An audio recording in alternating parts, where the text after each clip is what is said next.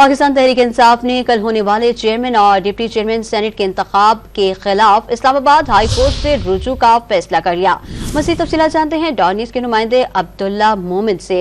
अब्दुल्ला, क्या मौक़िफ़ इख्तियार किया जाएगा, आगाह कीजिएगा।